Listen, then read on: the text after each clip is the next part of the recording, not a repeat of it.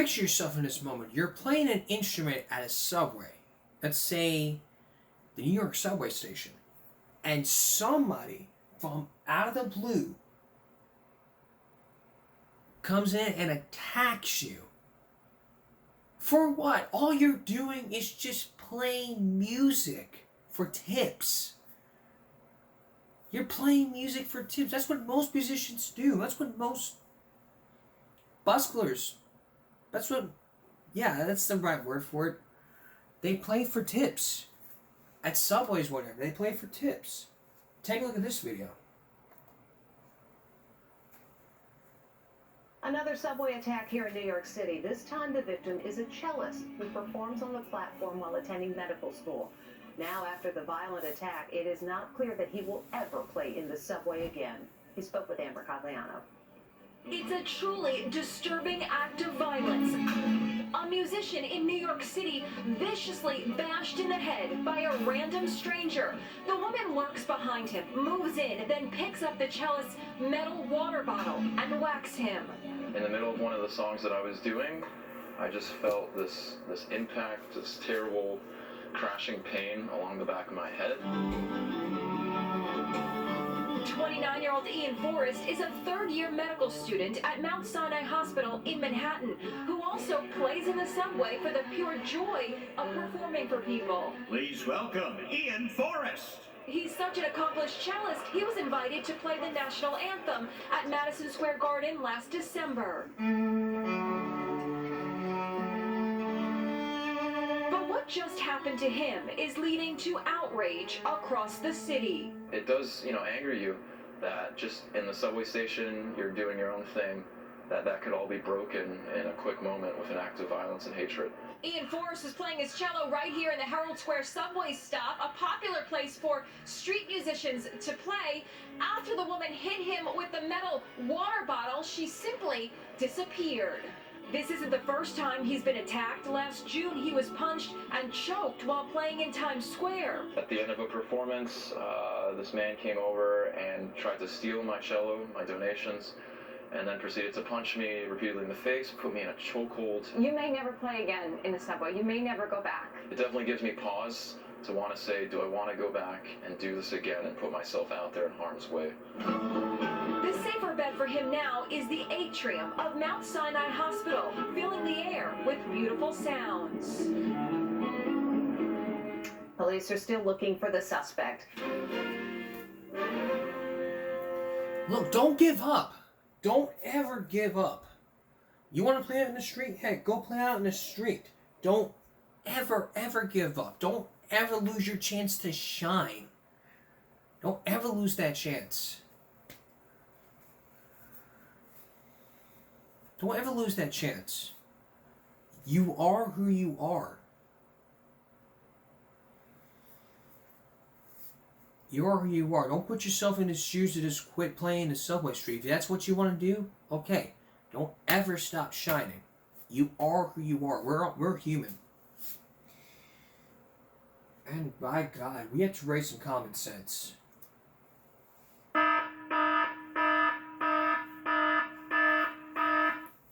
Stop hating on street musicians. They're trying to bring out the joy of what they do. They want to dream of being a professional singer or whatever. Let them be. Don't be going out and start attacking them, punching them in the face, because that's assault and battery right there. You want to sit there and be like, I hate this guy. I hate the way he plays guitar. I hate the way he sings. I hate the way he looks. I don't like him. He sucks. He's a bitch. You get what I'm saying here? Let's do one more. He sucks at cello.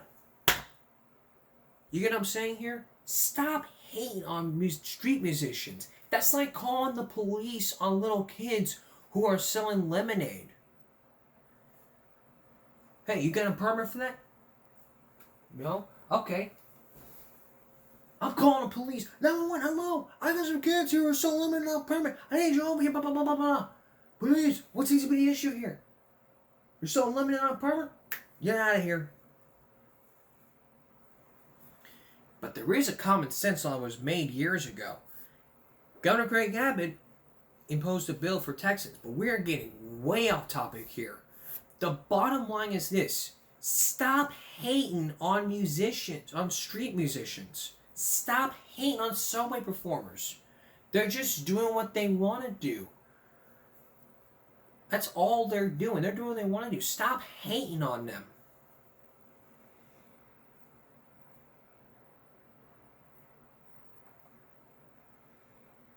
And to Ian Forrest, keep living your dream, man. Street performer to street performer. Live your dream. Don't listen. This is the United States of America. Don't ever let someone tell you no, you can't. You want to be a cello? You want to be a cello expert on cello? Hey, go play cello out in the street. You want to be a musician? Hell, go play be a street musician. Don't ever let somebody tell you no, you can't. This is the United States. You go out and chase your dream, and you go out there and prove them wrong. They're wrong. You're right. Cannot be doing that. 1.2 million views. Damn right you should be charged. Whenever something happens, we rely on firefighters, or we call 911. A survivor story that unlike any other. Then, this man had to fly a helicopter because of the pilot had passed out. And later, an autistic climber, but it ended with one other person climbing. How would they get down? Stay with us. When something awful happens in the middle of the night, you call the numbers 911, whether you need police, firefighters, paramedics. But in crisis times, that you're about to see in this first survival story, it can be a true courage of hope and despair. Here's Len Cannon.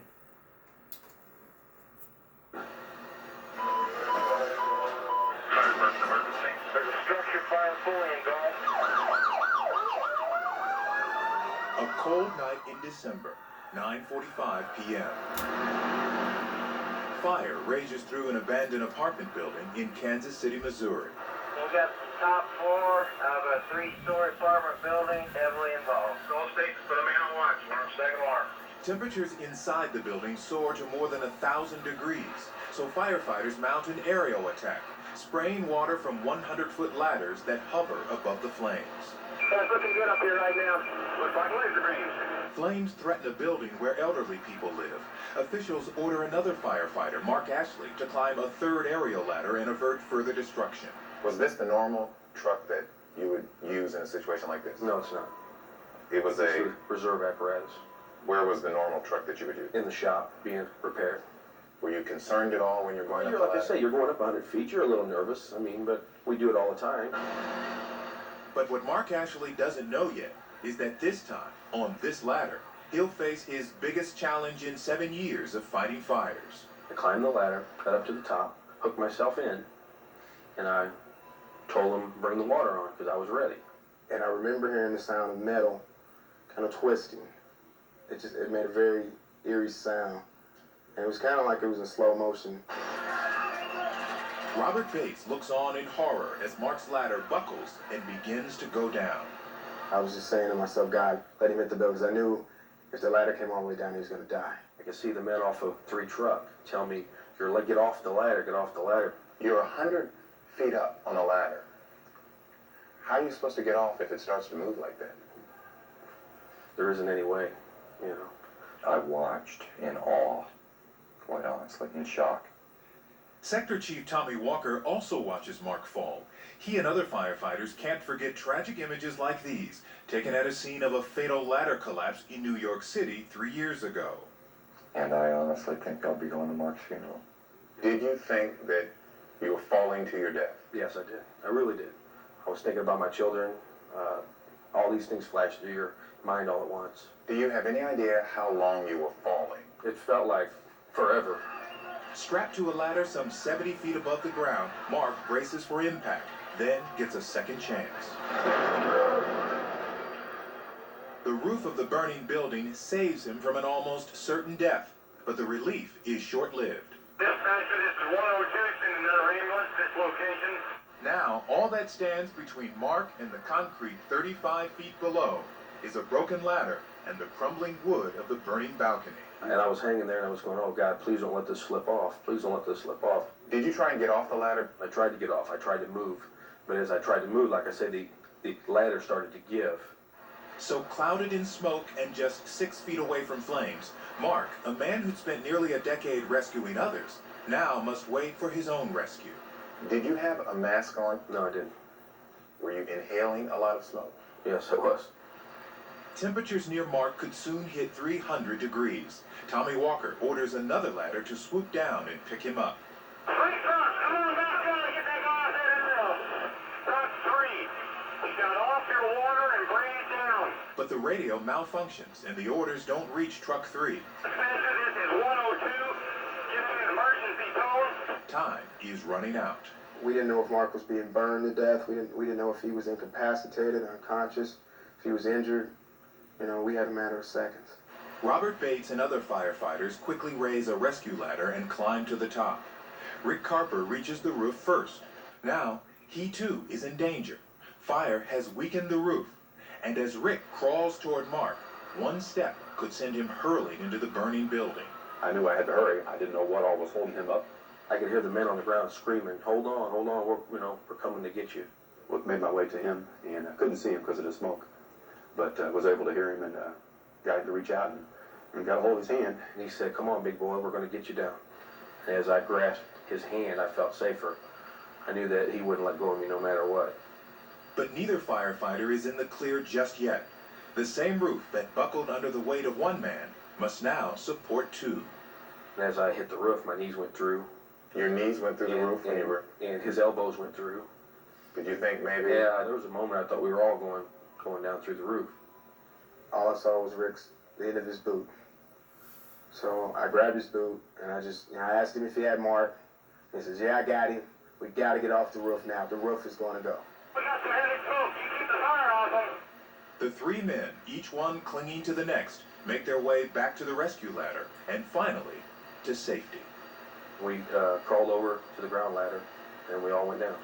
Slowly? No, it wasn't too slowly. I was going down. When you got to the bottom of the ladder, to the ground, what'd you think? Thank God I'm alive. I was feeling myself. I said, thank God. Did you say anything to Rick? Did he say anything to you? He just said, I'm glad you're okay, Bubba. That's what he said. And I said, I owe you one. And he goes, you don't owe me. You do it for me. If anything, the ordeal has strengthened all the firemen's commitment to firefighting and each other. I trust some guys with my life every day. I knew they were going to do everything they could to get me. If it took one of them guys going down also, I knew that they would do that. Because we do that for each other. That's just the way it is. The Kansas City Fire Department has now replaced its entire fleet of equipment, purchasing state-of-the-art ladders, aerial platforms, and trucks. 44 new trucks in all. As for Mark Ashley and Rick Carper, they are still fighting fires in Kansas City. What a great story. But you gotta put yourself in the firefighter's shoes when you're watching this story. If you really think about it, what would you do if you were up that ladder and it fell down? You would do like what he did, but you still have to wear that mask. Like all firefighters would do. And as we start continuing our Survivor Week here, we're looking back at some great stories. Like in this next one. When we come back, a story about a pilot who did not know how to fly a plane. But somebody had to guide him through the radio. It's on Discovery Channel. It's a passenger's worst fear. Your pilot has passed out. Now it's just you and the controls. Are you a pilot, sir? Experienced pilot? No, sir, I'm not. Could the tower talk him down to a safe landing? When Survive continues. That story is next. Stay with us. You step into an airplane, putting your trust into the pilot. But the question for you is, what would you do if the pilot suddenly collapses and it's just you and the controls? It happens to the seaplane, having a seaplane you're about to enter. In this story, It was just one man with a collapsed pilot and him not knowing the controls. How would he survive this extraordinary ordeal? Here's Mike Betcher. Tower, this is 8946 Victor, holding short at 15, ready for takeoff, southeast departure. Says 8946 Victor, man, 0, 210, around 200, 298, southeast Bedford. It's the first day of spring, a beautiful afternoon in Seattle. Lee Capps and his lifelong friend, pilot Ray Erke, lift off from Lake Washington in a Cessna seaplane like this for a short spin over the city. The sun was shining and Ray got antsy and wanted to go play a little bit, so he drugged me out of work and away we went. Just below, in the Renton Airfield Tower, Dave Littlefield, a controller with 13 years of experience. I came to work fully expecting that it would just be another routine day on the job. But soon, these two men, who've never even met, will become partners in a harrowing journey of life and death. A few minutes into the flight, a passenger's worst nightmare. The pilot, Ray Erke, begins coughing up blood and collapses onto the passenger seat. My heart just dropped. His hands fell away from the yoke, and I grabbed a hold of the wheel and pulled it back around. And I'm in trouble up here. My pilot's passed out on me. Are you a pilot, sir? Experienced pilot? No, sir, I'm not. Okay, do you have a control of the aircraft, sir? As best I can, yes, sir. In the 20 years Lee Capps had flown with his friend Ray, he had never touched the controls. Now the 52-year-old construction worker is aloft, alone, and facing the nearly impossible task of getting them both back to Earth. So we, at that point, just figured, okay, we got a full-blown emergency here. What are we going to do? Airplane in distress. Over Microsoft. Are you there? And then a long, tense minute of silence.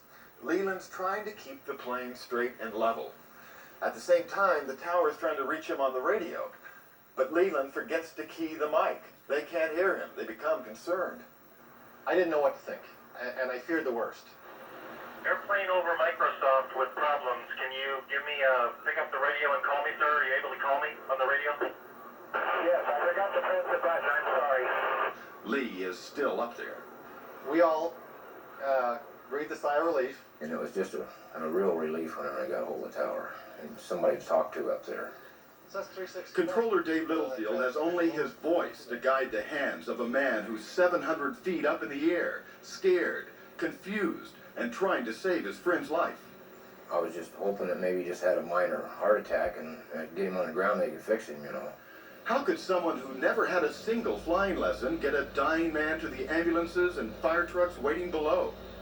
First, he'd have to master the maze of controls on the instrument panel. Okay, Leland, I need you to find the manifold pressure gauge. It's going to say something like between 0 and maybe 30 inches. And the thing that amazed me about that was, every time I would say, okay, here's the gauge I want you to look at, he says, okay, I'm looking, and then I see it. Incredible. Okay, it's the one that will move if you move the throttle. What I want to do is I want to get you slowed down. I see it. I found him, I don't know how. Probably out of fright. No, Chinese checkers. All those gauges look the same to someone who's not familiar with them. Bill Wiles is a professional floatplane pilot. He knows that even a slight miscalculation can mean disaster. Too much power, the airplane would probably climb. Too little power, it's going to descend. There's no room for error, and this airport is unforgiving. The Renton landing strip is tucked into a tight little valley. Homes, stores, a school dot the hills on the right. Boeing manufacturing hangars border it on the left. If Lee Capps loses control of the plane, dozens of people on the ground could be injured or worse. And at the bottom of the runway, Lake Washington, where float planes are designed to touch down. But as we will learn, for Lee, the lake is doubly dangerous. Tell me what your airspeed is. Do you know what your airspeed is? I'm trying to look. Okay, it's going to be on the left-hand side of the panel. About 115 or so. Okay, that's very good. Now I need you to find a little handle that's on the panel, and it's labeled flat. And just when Leland about has everything figured out, where the airspeed indicator is, where the throttle is, the manifold pressure, the flaps, the trim, after he figures all of that out, then he has to make a big decision. Okay, do you want to attempt a landing at this point? I don't know. Could you hear the tension in his voice? He sounded so incredibly cool. I think pilots would call it the Chuck Yeager persona. But up there in the sky, Leland wasn't feeling at all like Chuck Yeager. And when I made my first approach, I knew I wasn't ready. You're doing a good job, Leland. I need to know if you want to try and land on the hard surface or if you want to land on the water. Which would be the safest? I think maybe if you put it on the grass, you might have a pretty good chance. I want to make sure that I get him to the hospital. I don't care about... Lee knows the paramedics will take longer to reach them if they land in the water. He's still putting Ray first, but there is also a secret fear. I'm a little scared of water, so I really didn't want to set it on the water. The Cessna plunges toward Earth. Lee and Dave both realize he's going too fast, and he could run out of runway and crash. There might have been a small spot in the back of my mind with, thinking that he might not make it. It's something you didn't want to think about. I think you're right. In the front part of my mind, I was thinking, yeah, Leland, you and I are going to land this airplane. So I figured I'd better make another pass and get myself in a little better shape. Amazingly, Leland turns the plane to the left, circles around, and tries again. Leland, you're doing a really good job. Okay, why don't you start a left turn now, and I want you to line up on the grass area. Leland, cinch your seatbelt down real tight. Get your shoulder horn squared away. I'm having a hard time because his head's right behind my back. But this time, he slows down too much, too soon. At this point now, he's in a nose-high attitude. His airspeed's decreasing. He's got no power. And if this is allowed to continue for just mere seconds, the airplane would stall. And it would crash uncontrollably into Lake Washington. Then it happens. The Cessna hits the water. I hit the water, and I must have gave her some more juice, and she kicked up on me and picked me up over that and dropped me back down on the runway there. Leland, lower the nose, lower the nose. Leland, just use the land, okay? Lower. Leland, pull the power off, pull the power off. Leland, can you hear me? Leland, are you there?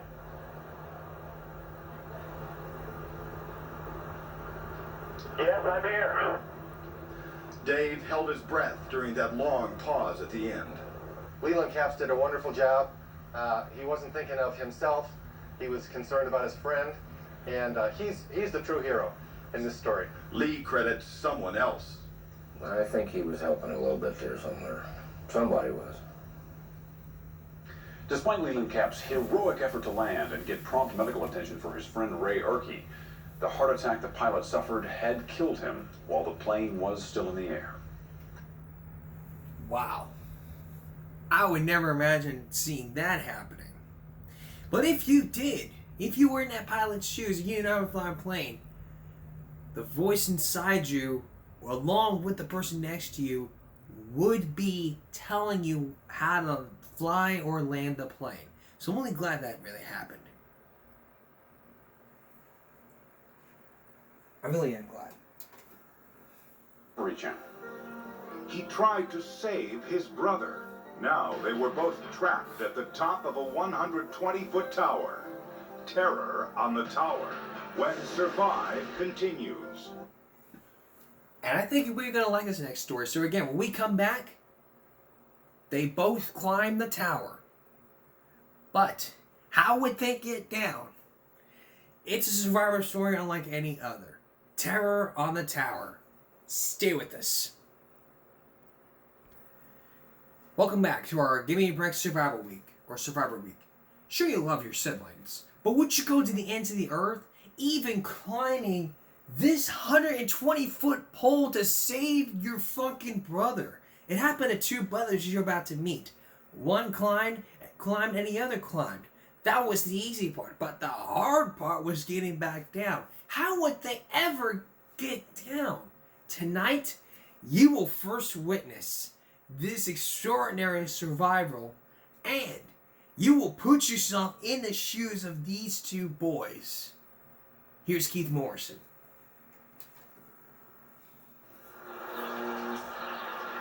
I was on a break when it happened, just having a panic attack. And I'm going, I don't understand why I'm so upset. It was a normal day.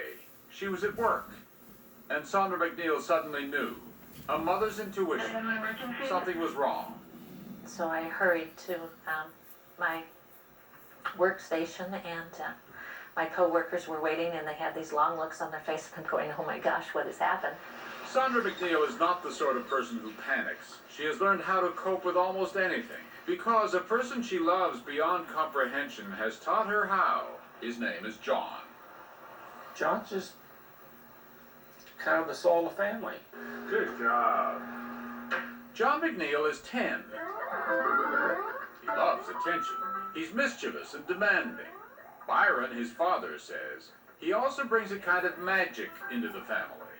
There's a lot of emotional connections between us that is completely different than any other child. There's a reason for this, of course. When he was about 18 months old, Byron and Sandra McNeil noticed their youngest child wasn't maturing in the same way as their other 3 children. They say it wasn't until John was nearly 5 that doctors figured out what was wrong. John was diagnosed with autism, a neurological disorder that plays havoc with reasoning, social interaction, and communication. John, for instance, at 10, speaks about 50 words. He communicates mostly in sign language. Right, February. He's outgoing, he's friendly, he's warm and affectionate, he's a good artist. He simply expresses himself in ways that are different than other kids. Yeah, often unexpected. That's why I feel it's like having a 2-year-old forever. So we have to make sure, as much as possible, that we take care of his needs. And provide for his safety, because John is fearless and has a knack for getting into sticky situations. Not funny. The McNeils thought John would be safe when they moved into this house on a quiet street in Mesa, Arizona. They didn't think twice about the electrical towers that young John sees through the windows each day. The metal monster, as they called it. But John thought about it. John thought about the metal monster a lot. A power company called the Salt River Project built a series of these towers here 30 years ago, before there was a neighborhood at all. The tower directly behind the McNeil house is 120 feet tall, built of narrow steel beams put together for maximum tensile strength. At the top are 3 heavy cables, which carry a total of 230,000 volts of electricity, enough to power a small town. An emergency? There's an autistic child who has climbed up one of these pad holes again in front of my house. John was over the wall and partway up the electric tower in a matter of seconds. And he went straight up. He had done it before, but never had made it higher than about 30 feet before someone in John's family was able to coax him back down. But this time, John scrambled up the tower as though it were a playground jungle gym. Look, I see his way up there now. Now the brother's chasing him, and I'm telling you, he's just about to the top where the wires are. Okay, so you better hurry. John's 17-year-old brother, James, is terribly afraid of heights, but he followed his little brother rung by rung all the way to the top, the two now holding on for dear life, looking down on their own backyard. I was trying to be calm just by, looking at things, but it was a sight I could do without. And I was afraid up there. Sandra was at work when, just after her strange panic attack, she was handed a message to call police. I stayed fairly calm, and I thought I could drive okay until I got to University Avenue and could see the boys on top of the tower. There were her 2 sons, perilously straddling the narrow beams at the top of the tower, 12 stories above the ground. I knew that they could fall at any time. This pole is energized. There's power going through it. Very tense situation. Another potentially grave danger. Power was soon shut off to the tower, but would-be rescuers worried there might still be residual power in the lines. An arc could kill the boys, or those trying to save them. I was saying a lot of prayers. I was trying to sing one of my favorite hymns, trying the keyword.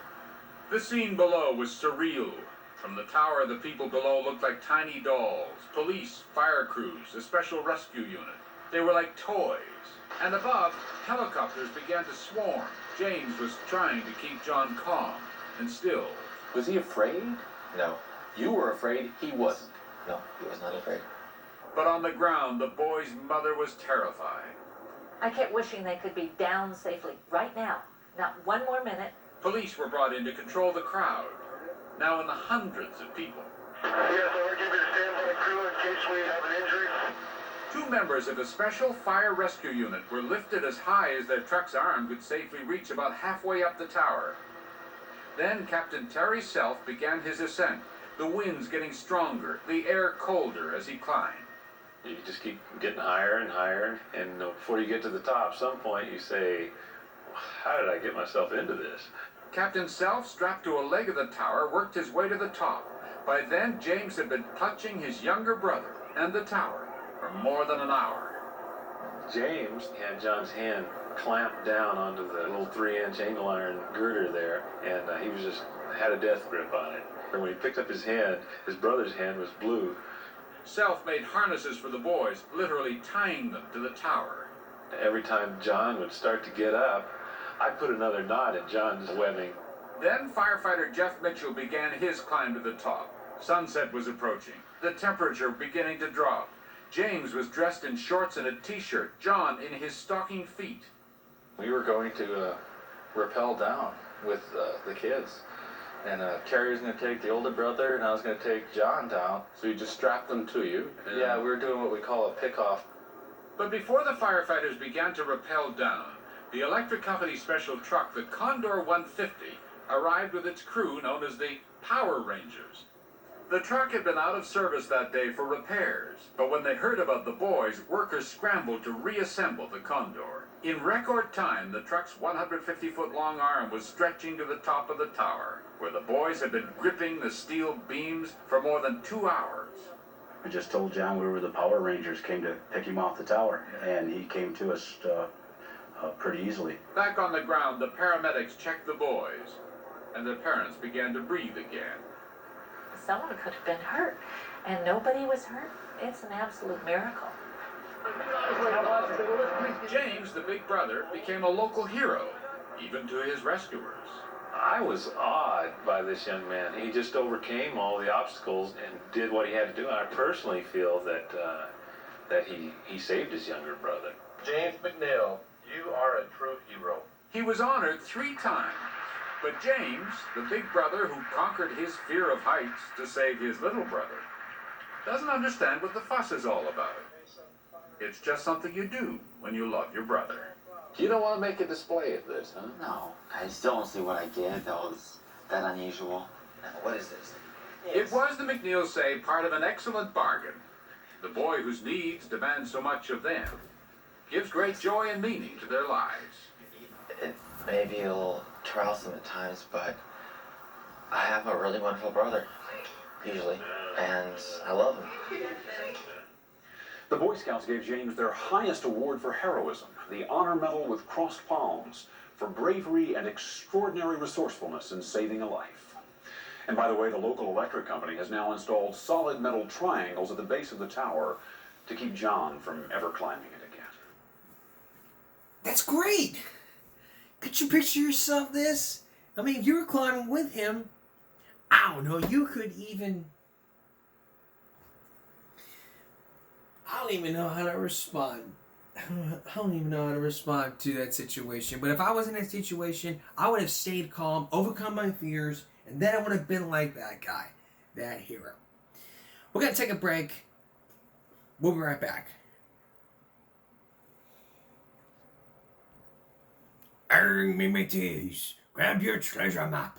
We're going on a treasure hunt where we're going to find the X. And the X will mark the spot.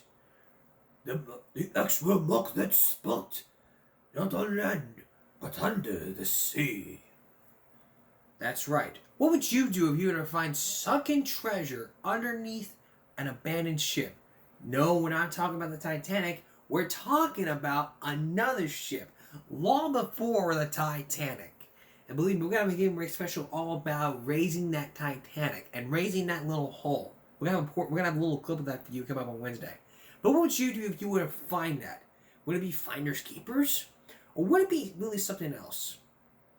Here's Rob Stafford. It's like a treasure of a lost voyage, because it isn't until now that it's being rediscovered. Explorer, scientist, and inventor Tommy Thompson is talking about a story of treasure and tragedy. An event that precedes the Civil War. An incredible story that has all been but lost in popular American history. If we're going to begin to explore the deep ocean, let's begin to look for those things that we know that we've lost.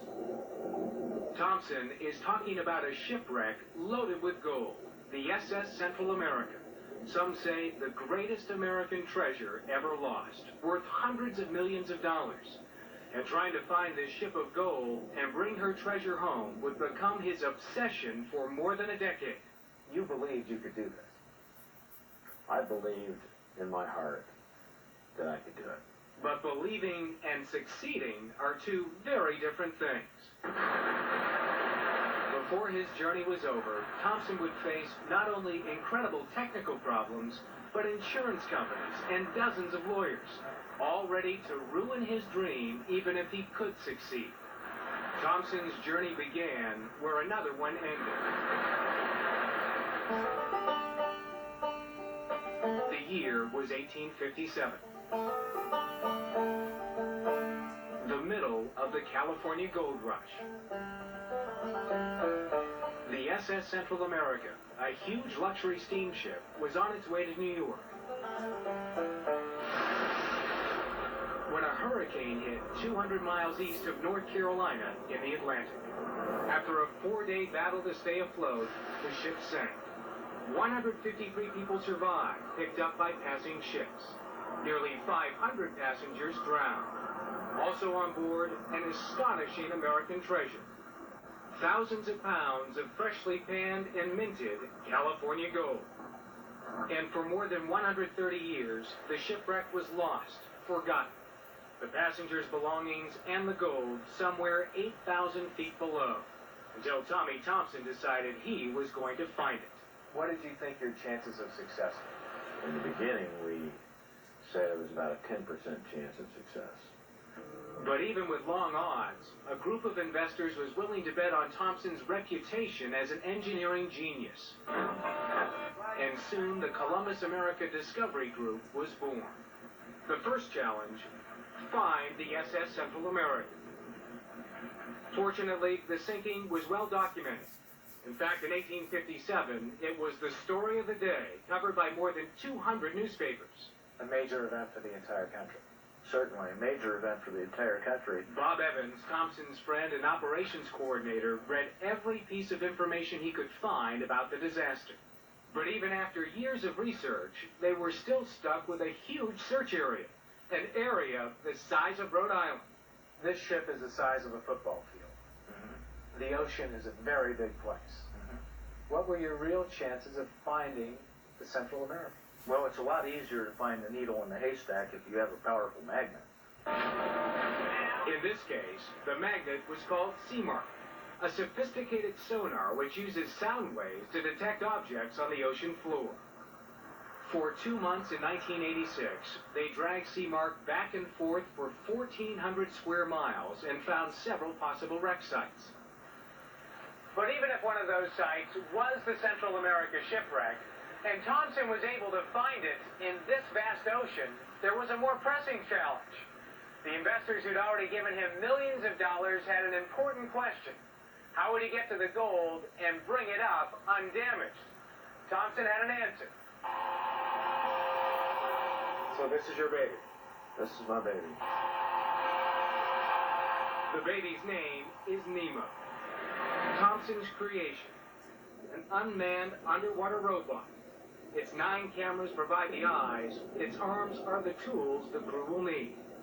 And it's all connected by a fiber optic cable to a ship 1.5 miles above on the surface.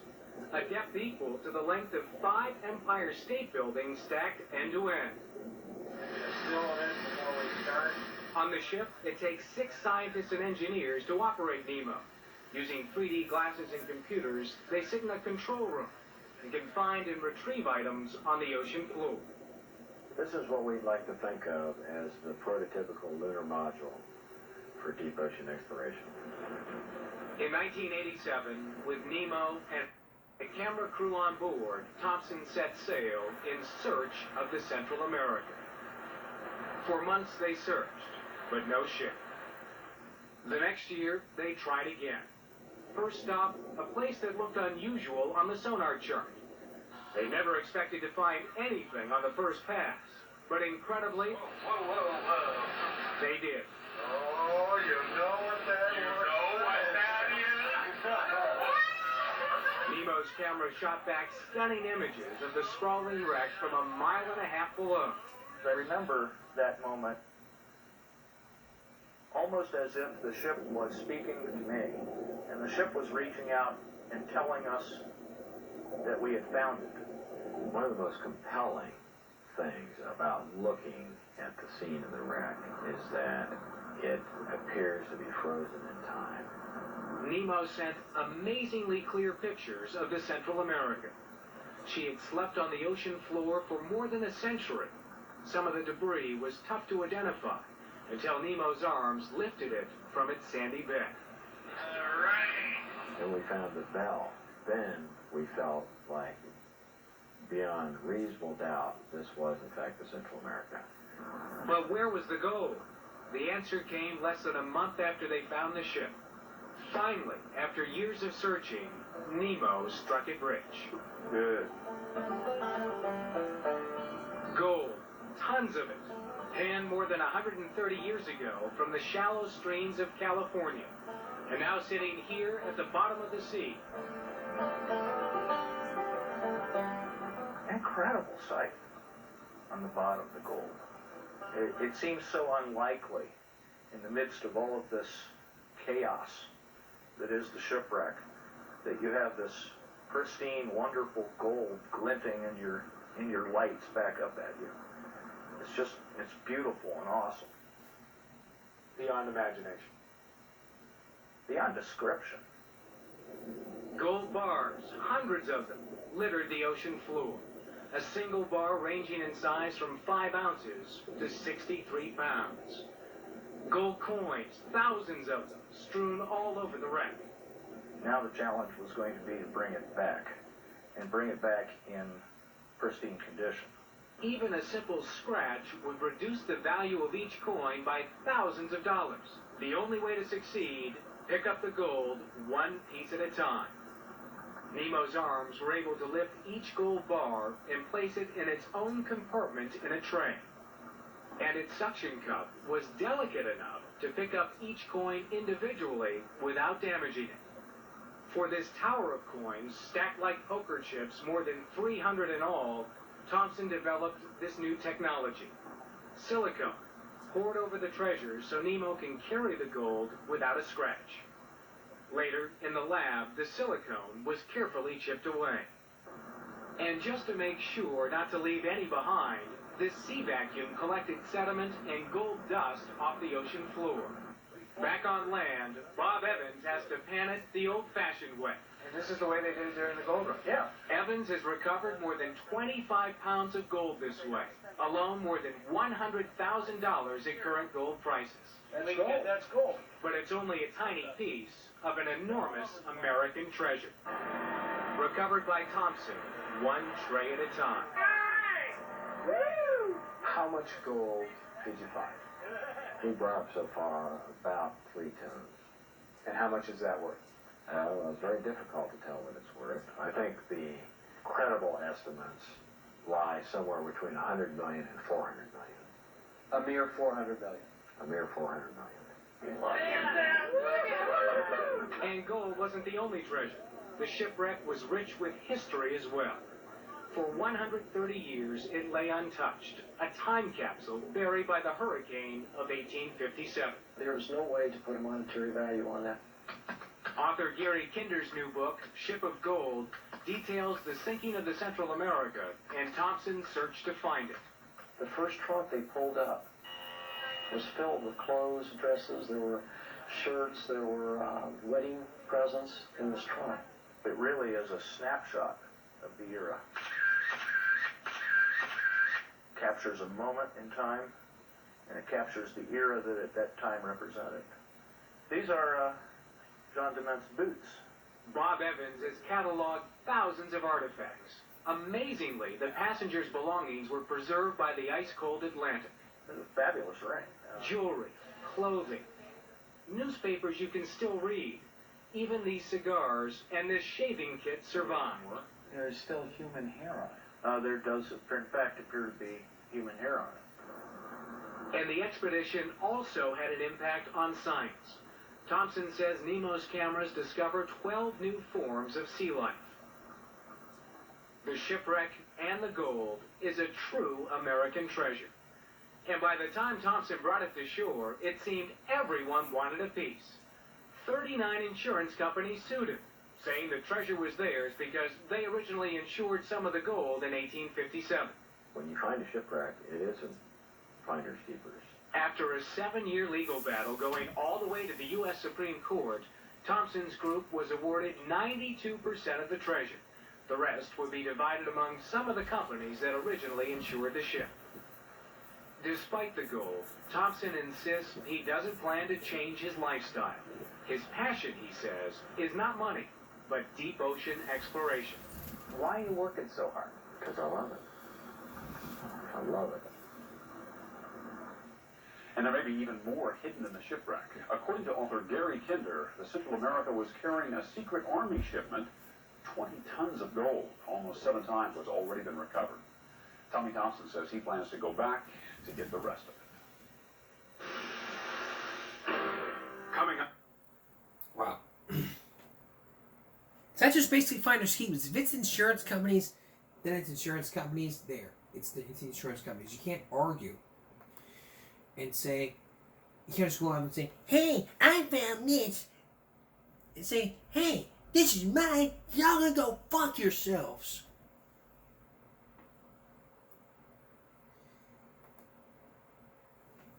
Son of a fuck, man.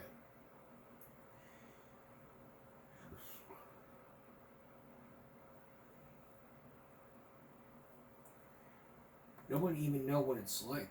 Ooh.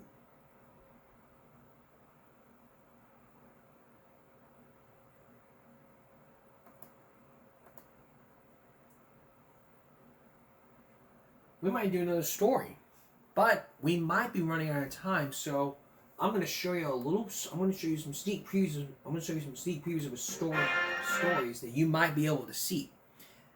Let's take a look. This is Dateline Tuesday, November 23rd, 1999. Tonight, The Good Life, a beautiful home, furs, jewels. She had earthly riches, but Penny Skaggs kept her eyes on heaven. She wanted to be the perfect wife. Who can find a virtuous wife? For her worth is far above rubies. Then one night, a murder. I just got home from work and my wife was flat on the floor and blood everywhere. It looked like she did. The perfect wife was found dead at the foot of her piano. Her husband, a powerful CEO, was left to tell their only daughter. It was bad enough that I had to suffer through this with her mother.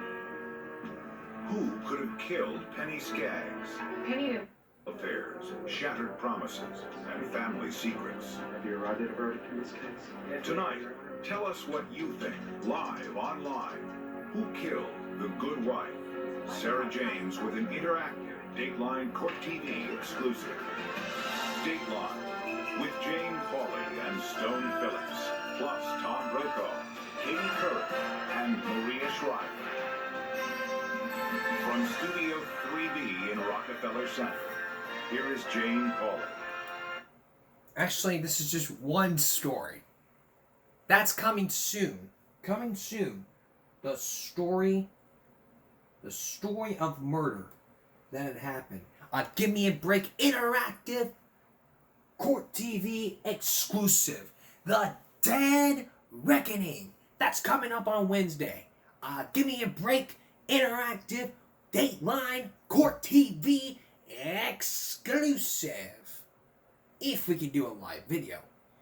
But then I have to get another camera, and then all of a sudden, blah, blah, blah, blah, blah, blah. A second camera angle. Hell, I asked my friend Tiffany if we can do it outside the ice cream bar. We'll watch the story, put ourselves in position, and you, the viewer, That's right, you, the viewer, can be watching this. So,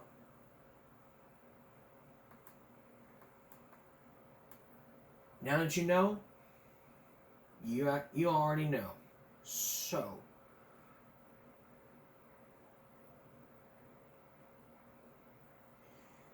that's our sneak preview for Wednesday, because we're going to take a break with our survival story.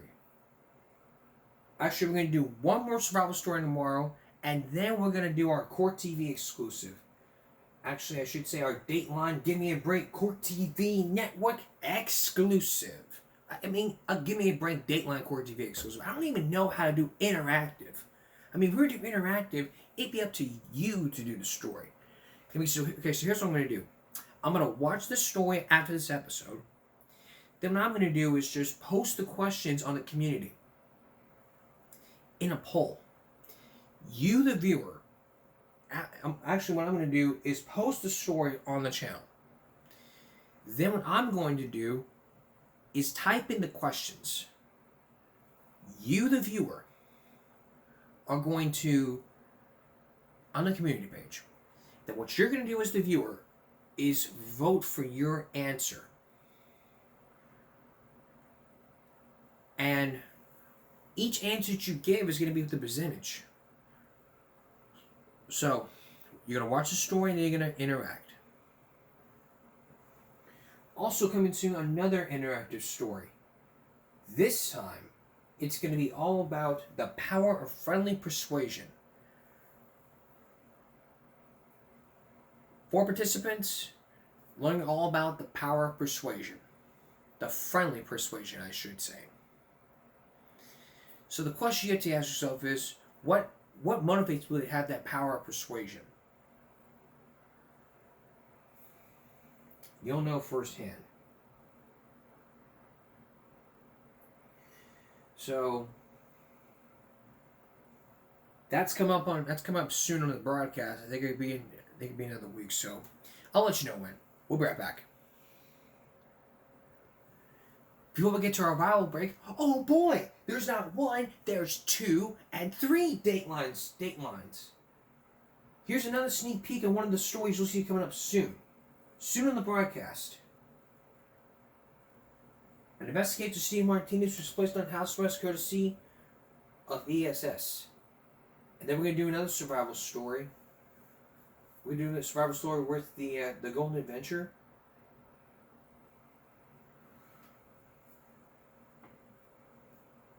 With the Golden Adventure. Also,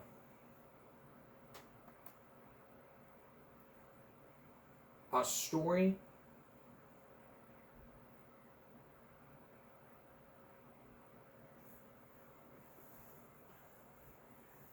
another story. An undercover secretary selling sensitive information involving special forces in Japan, and an interview with Robert Redford. Those stories are coming up soon. Now, let's move on to tonight's viral break. You ever notice some bottle flipping? You ever see people flip the bottle? You know, think about this. You're sitting at lunch one day, you see someone videotaping for a great YouTuber or whatever, and you think to yourself, gosh, I could always do that.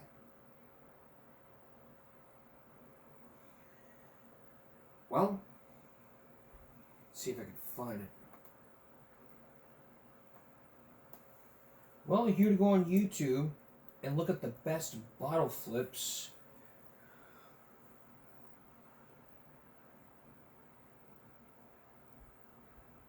of all time.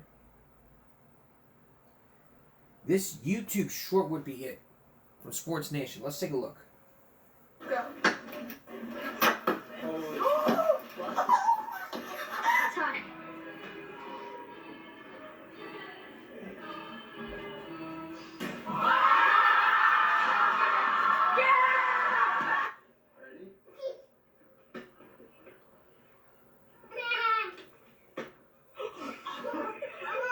As hard as you can.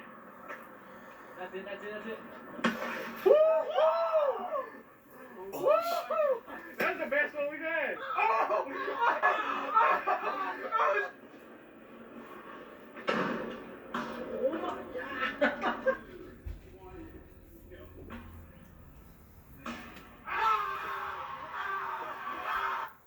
That was freaking cool.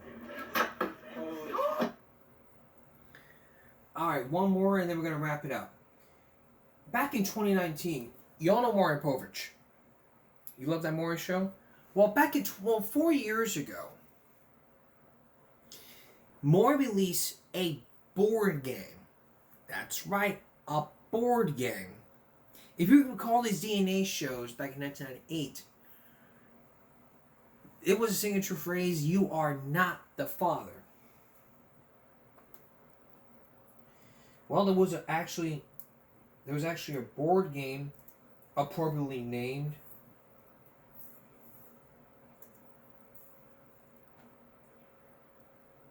It was actually named. It was called the Maury Game. You are not the father.